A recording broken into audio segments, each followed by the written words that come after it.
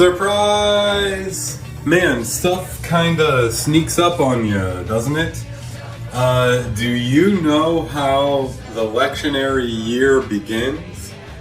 The lectionary year begins with the first week of Advent, which we are not to right now. We have a few weeks between now and then, and let's not skip ahead. But are you mindful of the way the lectionary begins? Every year, Advent 1, we get the same type of text. Doesn't matter which gospel we're in. This year we're in B, so we were in Mark. But way back on Advent 1, when Mark began, we got a reading from the 13th chapter of Mark, apocalyptic parts of the text. That's the way Advent begins every year, with an apocalyptic reading, and we got that this year. This is the 26th week after Pentecost. It is almost all the way to the end. Surprise! The end snuck up on me. Do things ever sneak up on you? I can't believe it, but this is Mark 13, the bookend. The final week that a reading will be from Mark for the year B.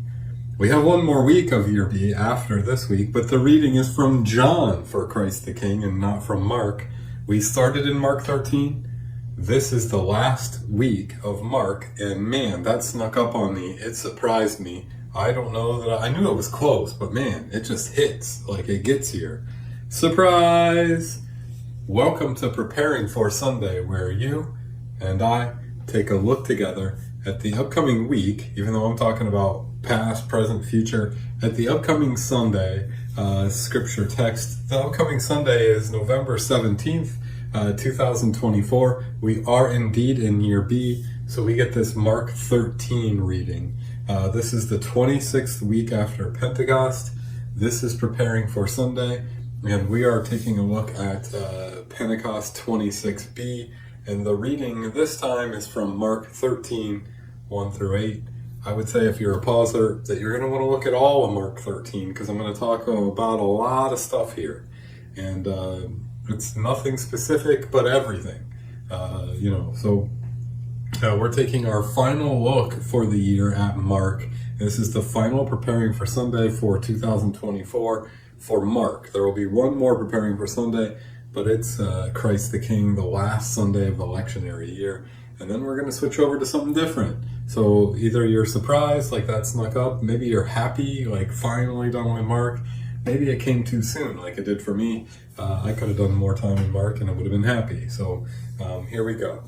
Today, for Preparing for Sunday, I'm going to give you hundreds, and we're going to cover thousands of years of history in a few minutes. So, we're doing total justice to it to fly through it. But I'm going to give you a lot of history. Maybe that makes you sad. Maybe you don't really care. Maybe you're happy to finally get a little bit of history. I'm going to give you history, a thing that I'm historically not really qualified to talk about, but I'm going to give you a super fast, speed of sound flight through some history, and then we're going to look at some of the story of Mark itself, and that is going to prepare us for Sunday by setting this apocalyptic text into its context. I'm not going to do any of that in the sermon. I'm not going to explain to you what apocalyptic literature is. I'm not going to explain to you why it's written at the time it's written. I'm not going to explain to you what it's about. I'm just going to let it be apocalyptic. But that is a step we're going to get to Sunday. For now, I'm going to sort of do all the foundation, the history, the story, and I'm going to try to do it in just a few minutes, so we'll see how that goes. I'll begin with part 1, and this is the history, the context. The important starting point for that is the fall of the original temple. So if you've paused and you've read Mark 13, you can sort of familiarize yourself with the word temple, the idea of the temple, and you can see that that's what I'm trying to connect to here. The original temple, which was built in Jerusalem, fell or was destroyed in 586 BC. This is not a history lesson before that. For more history, to go back further than that, we'd have to talk more, or you'd have to research that more. I'm starting here at 586 BC because this is going to move fast enough. After the fall of the original temple in 586, the people of Israel were challenged with the loss of their identity. The temple is a real building which fell in 586, the original one. It is also their sort of, I'll call it their White House. It's the actual center of government, but it's also this symbolic center of who you are, right? And so it's a religious, a political place, and it fell in 586. After 586, Israel lived a pretty subdued existence. They did not have this thing that made them distinctly who they were. They were what I would call subdued. They did not have a standing military. They did not involve themselves in a lot of sort of high stakes politics. They did not expand. All of that is true through the Maccabean Revolt. The Maccabean Revolt took place quite a bit after 586 in 167 to 160 BC. So see, I've jumped a lot of history just by saying Israel was pretty subdued. The Maccabean Revolt is where the sort of history or the story of Hanukkah comes to us from, and you might want to branch off and Google that or look more into that, but that's where that comes from. After that revolt, we get a return to some semblance of Jerusalem and of its own renewed symbolism there. The temple was rebuilt there in the Old Testament. Nehemiah, Ezra. There's a new temple that's standing, but they were pretty subdued there until the Maccabean Revolt. At which time Israel begins to have a standing army once again, and built on the back of who they are, their identity, this new temple, this Jerusalem, this God that loves them. They're even with that standing army somewhat into expansion, and that was the victory of the Maccabean Revolt, and that was the sort of power of Hanukkah. That's what Hanukkah is all about. It's this identifying new era for the people of Jerusalem, the people of Israel. It's that intertestamental period. The books are called Maccabees, and that's what's happening right before the life of Jesus. And now Israel has this sort of standing army and are into expansion. In about 63 BC, the Seleucid government that was sort of overseeing Jerusalem and that they were sort of revolting and working against fell. And it fell to Rome and Pompeii. And no, I'm not talking about that volcanic incident. I'm talking about a Roman figure in history. In 63 BC, the government that was sort of the one that Israel was defining itself against fell. And now it's all about Rome. So starting in 63, with this rising new temple and identity and aggression and army of Israel, we have Rome. Against Rome, Israel was able to organize itself into 3 revolts. So after 63, there were 3 major, and I think it's called 1 minor, but 3 major and 1 minor revolt. This is all the people of Israel in their relationship to Rome. Now Rome after 63.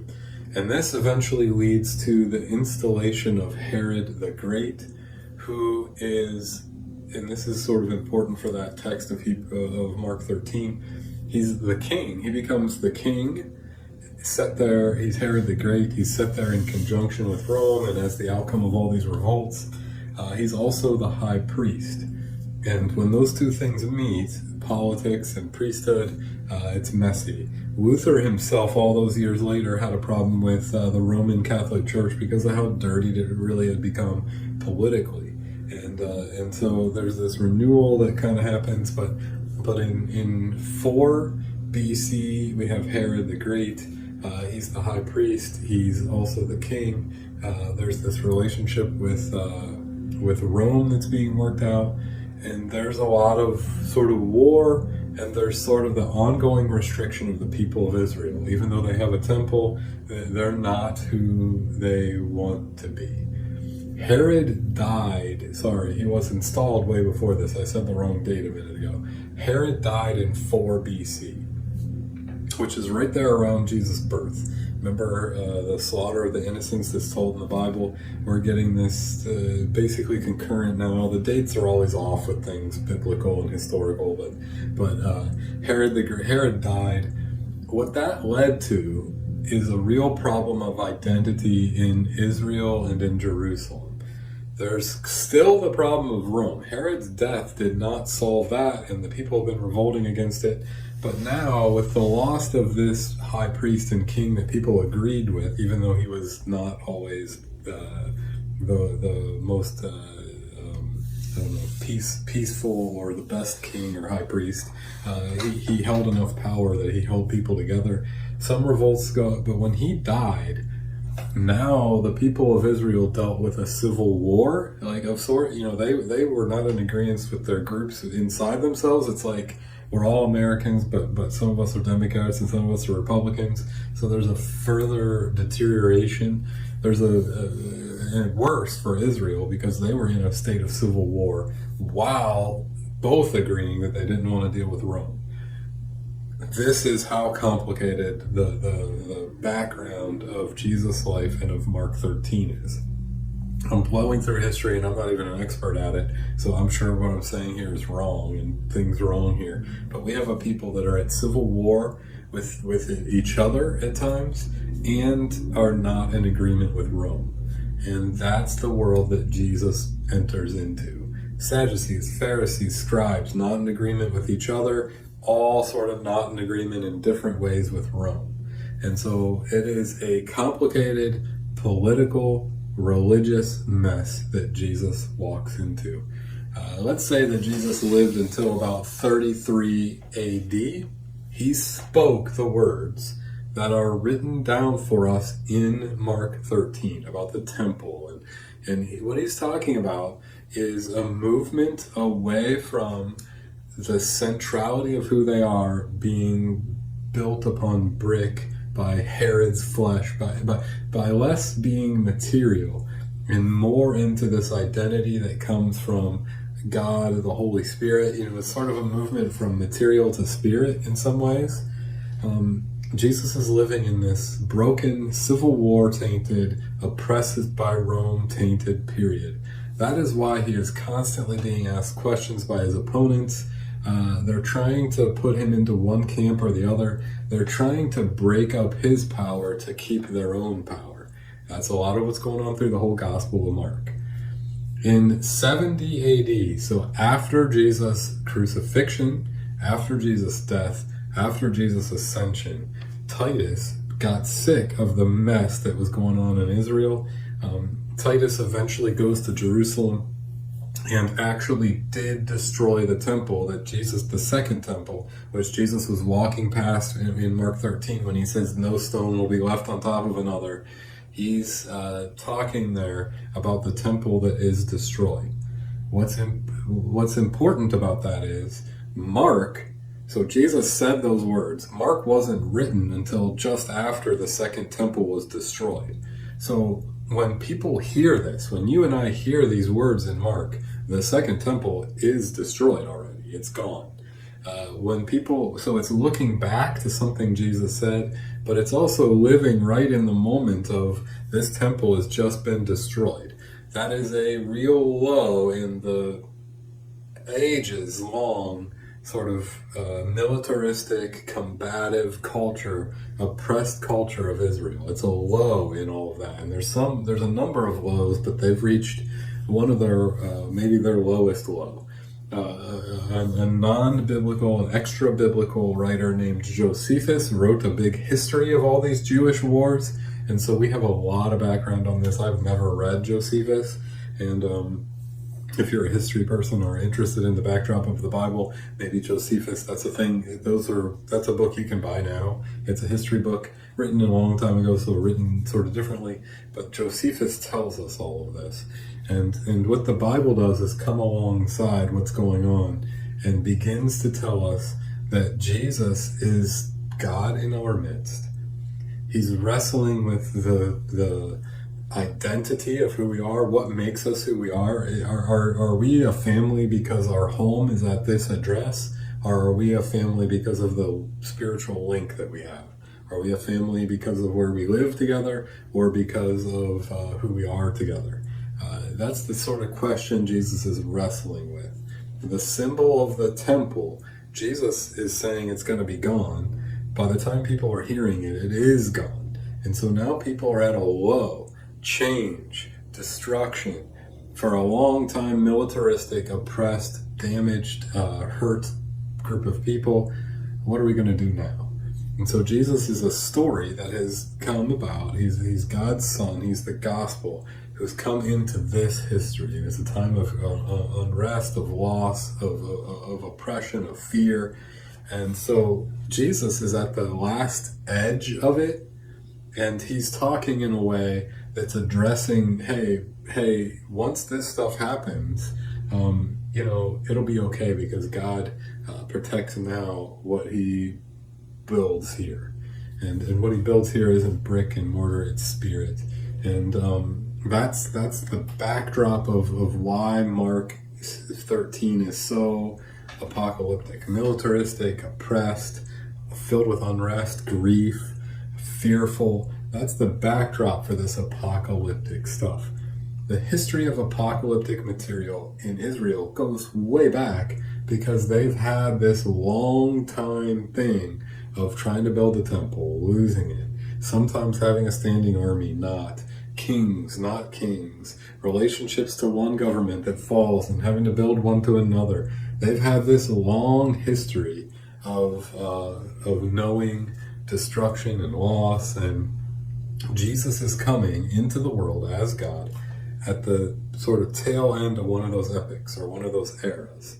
And so that's a quick blow through of history of what Jesus is talking about, what's going on that he's using to explain the gospel to the people who will hear it. I'm not an expert on this section of history. I had to do some reading to even be able to give that cursory of a blow through of it. But that's an important piece to prepare for Sunday. I'm not going to do this in a sermon. I'm not good enough with the history. It's the end of Mark. I think there's better things to talk about here, but that's what preparing for Sunday is all about, is it's trying to give you the theology or the idea or the context of the text so that you can sort of place where the ideas are coming from. And there's that history that gives us 13. So from there, I want to talk to you about the story that is Mark. Remember, it's about a guy who lived before the temple fell, spoke about it, acted upon it, but it's being written to people who already know that the temple has fallen. So that affects this story. In Mark 4, I've been telling you all year, and this is the last time you'll have to hear me say it, surprise, we're at the end of Mark. That snuck up on me. But in Mark 4, we get the parable of the sower, which is a perfect way to translate the whole rest of the book of Mark. Now what we get, instead of the characterizations of who's what kind of soil, what we get here is the seed. What we get here is the seed. That seed has to fall into the ground. No matter what soil, it has to die and come up. And then is it going to be drowned out by thorns of oppression? Is it going to be drowned out? That seed has to die as a seed to become rooted as a plant. And that is what Jesus is talking about with this apocalyptic stuff at that edge of that history. That history does not perfectly align with who we are in the United States. And so because it doesn't align, this is harder to connect to our own lives than we tend to make it. There are some ideas that overlap. I mean, the idea of change, the idea of one thing collapsing for another thing to be built, those are some sermon seeds there. That's that seed that the sower sows, that in order for it to become the good seed and become the plant that God wants it to become, there's that death, that end, and the people going through the death and the end may or may not appreciate that that's what it is. And so that's some history, that's some Mark storytelling. Beginning in Mark 11, Jesus sets his face to Jerusalem. Jerusalem is the context for all this long, militaristic, violent, oppressed history. And so Jesus is walking into a boiling kettle. When you're out in the sticks, you can be removed from it, but he's walking into this boiling kettle of divergent groups, and all in disagreement with the overseeing power of Rome, who is enforcing so much upon them. By trying to crucify Jesus, the leaders in Israel might actually have been trying to cause a new revolt to start. They might have said, here's a popular guy. If we have Rome put him to death, we will revolt. They might have been using him as a sort of political patsy. There might have been reasons of their own jealousy to put him to death. We talk about those a lot. And so now in Mark 11, his 10, 11, his face is set to Jerusalem. In 11 through 16, Jesus makes 3 trips to the temple, which fits this Mark 13. That's the context for it. All this history is the context for it. He makes 3 trips to the temple. It's the triumphal entry into Jerusalem, and he goes to the temple 3 times. That's the way Mark tells this story. He cleanses it. There's a discussion of who he should pay taxes to. That's a revolt-minded question when he's asked that, right? That's why he's asked it. The cleansing of the temple is a precursor to the idea of this temple and its traditions and its operation do not need to look this way for God to be in our midst. And that's important because remember, after he says that, the temple is gone. So he's laying the groundwork for what faith will look like after the seed dies. And it's that tomb. When the seed has died, before the plant has come up, do you believe? And that's where these people are. That's where you and I are in our lives. Hey, every day is a new death of like a dream or a minute of our lives that we won't get back or whatever. And so that's how these sort of cross. So in 1233, Jesus is talking to a scribe, and they're talking about the temple in the midst of these temple trips. And the scribe, we had this reading a few weeks ago in worship. The scribe asks what the greatest commandment is. The scribe says, you are right to say that the Lord our God is one, to love your neighbor as yourself. This is greater than all the burnt offerings and all the sacrifices inside the temple. This is greater. This new thing you're talking about is more an identity than that old brick and mortar thing. That's what we're getting here is a book that tells us without saying, hey, it's going to be all right, that, hey, God has this, it's going to be all right. And by the way, person who's tasted death today, apocalyptic person who can identify with all this, it's going to be all right. God has been through these history cycles before, and God has taken care of God's people throughout all of them, right? So we get in these temple visits, the discussion of him as the son of David. That's a revolt-minded question. We get all sorts of visits and talks about the temple. It's temple-based visits, context, but it's evoking all that history that I tried to unpack quickly. Last week we got the widow who Jesus points out to the scribes as her involvement to the temple. She was right. The widow was right. That the temple, and Jesus is right. The temple is not going to last. She put her penny in anyway. And she is putting it in the face of the scribes who devour her home, and she's putting her penny in anyway. And remember, that's happening in the temple, but it's being written and told at a time when we already know now that the temple got destroyed. So you're supposed to know the widow actually wins. That she did not stop her faith, did not let the monsters turn her into a monster. Proves that she is the winner, and the scribes who, when the temple falls, have lost everything, are not the winners. And there's a lot of characterization going on there. But that's a lot of the backdrop here. This Sunday, the sermon, it will not, there's no way for me to be comprehensive. It would take a year of weekly classes to work through the history and the intertestamental period. And frankly, I'm not really qualified to teach you that. I don't know it real well myself, right? So the sermon's not even going to pretend to try to explain all this to you. Preparing should start you down for Sunday in this video, should start you down the path of being understanding, but it's just a drop in the bucket. I'm not going to pretend, I'm going to pretend like there isn't a lot of stuff I could be talking to you, and I'm going to talk to you about the idea of lost things and how God guides us or keeps us through lost things, even when we're grief-stricken, even when we're disheveled, confused people. And so it's going to be a sort of practice and way to talk about that. The question that Mark 13 is asking is, what lasts? And that's really the sermon's question. What lasts?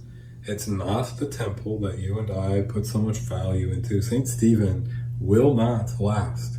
I mean, it's amazing how much time we spend grasping onto the straws of this and like the way we used to do stuff.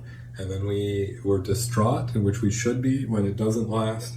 And really our ability to be God's people is going to come down to being fully dependent on what does last, which is Christ's embrace of us, Christ's love for us. It's not that things stay the same, things don't last. That's what this story is all about. But what we're talking about is that the gospel does not break down. The gospel does not stop. God does not stop, even when all the things around it don't last. It just fits into the new context and tells its story again. And that's who God is, and that's how God works.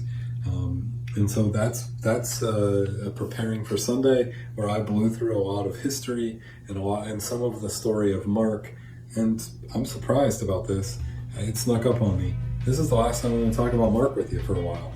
We'll slip into a whole nother book soon enough. Next week we'll talk about John, and really I'll talk probably mostly about what Christ the King is, reign of Christ, what that means, why that's the last Sunday of the lectionary year every year. But this is the capstone to Mark. If I would have done a better job, I would have capstoned this better.